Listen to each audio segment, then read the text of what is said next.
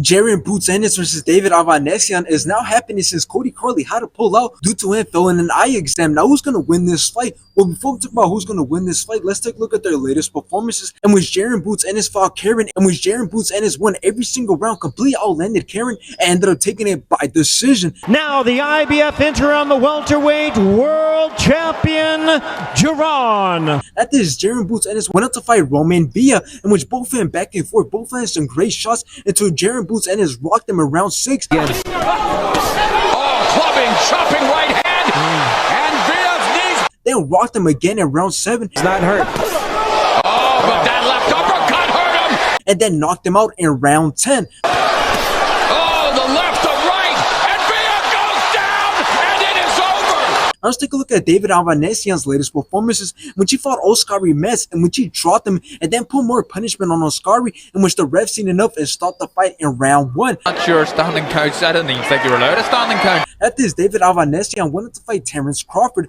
in which Terrence Crawford started out very slow until he started letting his hands go and knocked him out in round 6. Just taking it off the gears.